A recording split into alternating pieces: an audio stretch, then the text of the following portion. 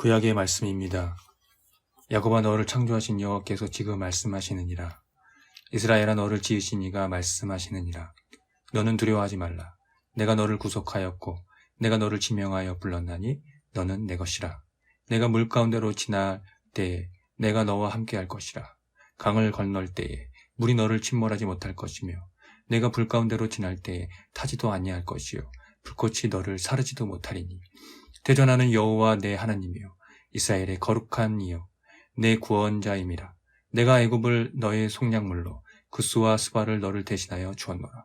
내가 내 눈에 보배롭고 존귀하며 내가 너를 사랑하였은즉 내가 내 대신 사람들을 내어주며 백성들이 내 생명을 대신하리니 두려워하지 말라. 내가 너와 함께하여 내 자손을 동쪽에서부터 오게 하며 서쪽에서부터 너를 모을 것이며 내가 북쪽에게 이르기를 내놓으라. 남쪽에게 이르기를 가두어두지 말라. 내 아들들을 먼 곳에서 이끌며 내 딸들을 땅끝에서 오게 하며 내 이름으로 불려지는 모든 자 곧 내가 내 영광을 위하여 창조한 자를 오게 하라. 그를 내가 지었고 그를 내가 만들었느니라. 서신의 말씀입니다. 예루살렘에 있는 사도들이 사마리아도 하나님의 말씀을 받았다함을 듣고 베드로와 요한을 보내매 그들이 내려가서 그들을 위하여 성령 받기를 기도하니 이는 아직 한 사람에게도 성령 내리신 일이 없고 오직 주 예수의 이름으로 침례만 받을 뿐이더라. 이에 두 사도가 그들에게 안수하며 성령을 받는지라. 복음의 말씀입니다. 백성들이 바라고 기다림으로 모든 사람들이 요한을 혹 그리스도신가 심중에 생각하니 요한이 모든 사람에게 대답하여 이르되 나는 물로 너희에게 침례를 베풀거니와 나보다 능력이 많으신 이가 오시나니 나는 그의 신발끈을 풀기도 감당하지 못하겠노라. 그는 성령과 불로 너희에게 침례를 베푸실 것이요 손에 키를 들고 자기의 타작마당을 정하게 하사 알곡은 모아 곳간에 들이고 죽정이는 꺼지지 않는 불에 태우시리라. 백성이 다 침례를 받을새 예수도 침례를 받으시고 기도하실 때 하늘이 열리며 성령이 비둘기 같은 형체로 그의 위에 강림하시더니 하늘로부터 소리가 나기를 너는 내 사랑하는 아들이라 내가 너를 기뻐하노라 하시니라. 다 함께 설교전 기도를 합니다. 말씀 앞에 하나 된 우리들은 하나님의 자녀로서 한 마음으로 하나님께 예배드리오니 말씀으로 여기에 임재하셔서 부끄러운 사연으로 가득한 우리의 마음을 정결하게 하여 주사 온전한 정신과 믿음으로 바른 말씀을 분별할 수 있게 해 주십시오. 예수 그리스도의 이름으로 기도드립니다. 아멘. 하나님 우리 아버지와 주 예수 그리스도께서 은총과 평화를 여러분에게 내려주시기를 빕니다. 오늘은 교회력으로 주연절 후 첫째 주일입니다. 주연절은 예수님의 출현을 축하하는 절기입니다. 여기서 주연이라는 말은 예수님의 신성이 최초로 공식적으로 나타난 것을 뜻합니다. 기독교는 이런 핵심적인 것들에 대해 늘 질문하고 그것에 대해 믿음이라는 인식을 이성의 지평으로 넓혀가야 하는 책임이 있습니다. 그것이 기독교 신앙의 정수라고 할 수 있습니다. 기독교 신앙의 모든 것은 예수님이 누구인가라는 질문에서 비롯됩니다. 역사 안에서 실존했던 예수에게서 어떠한 사건이 있었는가는 그 사건을 통해서 신학적 연구와 해명이 오늘 우리에게 어떻게 작용되고 있는지를 늘 인식해야 된다는 것입니다. 그것이 기독교와 교회의 존재 유무를 결정짓는 것입니다. 사이비 이단 종교들이 다 여기에서 분류가 되는 것이거든요. 초기 기독교 공동체에서 오늘날까지 말입니다. 따라서 예수님을 믿는다는 것은 가만히 앉아서 믿는다는 행위가 아니라 그분에 대한 심층적인 연구에서 얻는 믿음의 행위가 중요하다는 말입니다. 그럴 때 역사적 예수가 우리의 삶의 자리에서 빛을 발하게 되는 것입니다. 예수님은 사람들과 함께 요한에게 세례를 받았습니다. 그때 하늘이 열리고 성령이 비둘기 형체로 내리며 이런 소리가 울려왔습니다.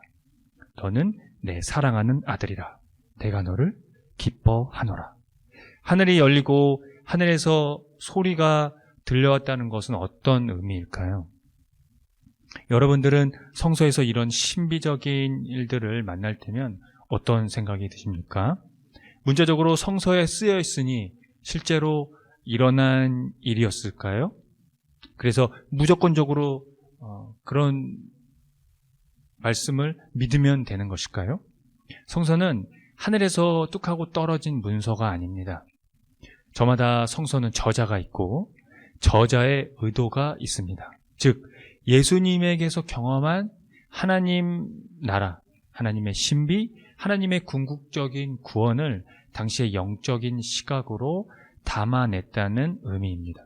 그렇다면 이런 신비적인 사건을 첨가해서 억지로 예수님을 메시아로 만드는 일이 가능했느냐?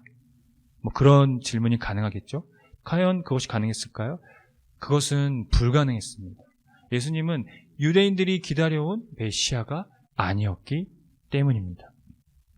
그들이 기다려온 메시아 상가는 상이하게 대조되는 아주 처량한 모습이었고 결국에는 무능력하고 침묵으로 일관하며 죽음을 맞이했습니다. 그럼에도 초기 교회가 예수님에게서 하나님을 경험했다는 것은 역사적 예수의 삶과 죽음에서 그들이 생명을 경험했기 때문입니다. 그래서 그분을 구약의 예언과 일치시킬 수 있었습니다. 오늘 본문에서 하늘이 열리고 하늘에서 음성이 울렸다는 것이 바로 그것입니다. 그런 신비적 차원의 사건은 이 신의 계시가 발생하려는 상황을 가리키는 것입니다.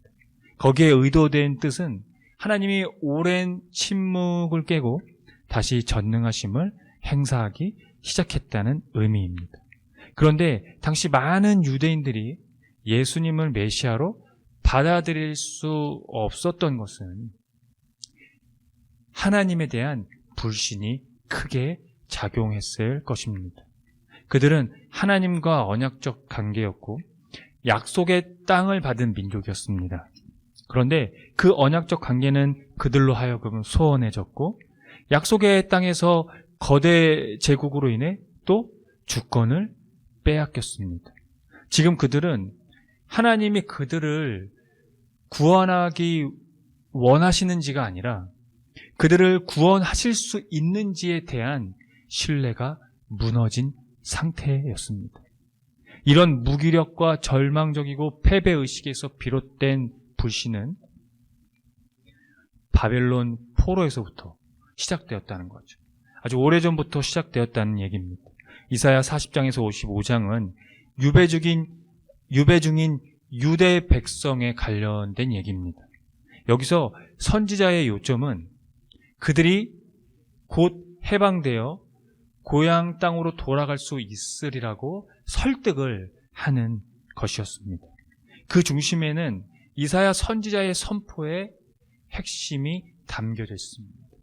두려워하지 말라는 것이 바로 그것입니다. 이사야 43장 1절을 함께 보겠습니다. 야곱아 너를 창조하신 여호와께서 지금 말씀하시느니라. 이스라엘아 너를 지으신 이가 말씀하시느니라. 너는 두려워하지 말라. 내가 너를 구속하였고 내가 너를 지명하여 불렀나니 너는 내 것이라. 이 선포에서 구원에 대한 하나님의 말씀이 한 사람 한 사람에게 향하고 있음을 알 수가 있습니다. 개인적으로 공경에 처한 사람에게 들려지고 해방시키는 구원의 메시지라는 얘기입니다. 여기서 꽃을 피우고 있는 주제는 바로 하나님의 창조입니다. 즉 창조는 이스라엘이 나라를 잃고 절망과 패배에 사로잡힌 유배에서 그들의 묵은 죄과를 청산케 하고 동타오는 해방을 선포하는 하나님의 새로운 시대가 열렸다는 희망의 메시지에서 그 정점을 찍었다는 데 있습니다. 그것은 이스라엘을 위한 하나님의 근원적 행위와 같습니다. 작고 불쌍하고 보잘것없는 뿌리 뽑힌 사람들에게 아래와 같은 확언이 주어집니다. 너는 보배롭고 존귀하며 내가 너를 사랑하였다입니다. 너는 내가 만들었다. 너는 내 것이다. 내가 너를 불렀다. 이런 말씀들이 뒷받침됩니다. 만약 이스라엘이 이러한 보살핌에서 비롯된 구원의 확언을 듣고 그것을 받아들였다면 이스라엘의 구원이 이루어지는 데 대하여 놀라야 할 것은 하나도 없습니다. 그럴 경우 이스라엘은 실제로 강을 가르고 건널 수도 있고 불 속을 지나갈 수도 있을 것입니다. 그분이 함께 하시기 때문입니다. 구약의 예언과 일지되는 예수님에 대한 메시아의 현현은 그리스도의 복음이 예루살렘과 유대와 사마리아와 이방인에게 확장된 초기 기독교의 역사에서 이를 확인할 수 있습니다. 혈통적으로 순수하지 못하고 상종치도 않았던 사마리아인들에게 그리스도의 복음이 전해지고 혈족 간의 상호 비방이 성령을 통하여 극복되어 유대인과 사마리아인이 결합되었다는 것은 충격적인 하나의 기적적인 사건입니다. 더 나아가 예수 그리스도를 통해 하나님의 구원의 좋은 소식은 유대인들과 이방인들 모두를 위한 그 구원이 하나님의 뜻임을 초기 기독교의 역사가 이를 증언하고 있는 것입니다. 사랑하는 성도 여러분, 두려워하지 마십시오. 이사야 예언자의 확언이 이제 우리에게도 주어졌기 때문입니다. 그 확언을 받을 자격이 이스라엘과 동일하게 우리에게도 주어진 것입니다. 우리는 보배롭고 존귀하며 그분의 사랑받는 자들이며 그분이 지으셨으며 그분의 것이며 그분이 우리를 부르셨습니다. 이제 그분 안에서 모든 두려움은 극복되었습니다. 하나님이 우리를 이렇게 여겨주시기 때문입니다. 기도하겠습니다.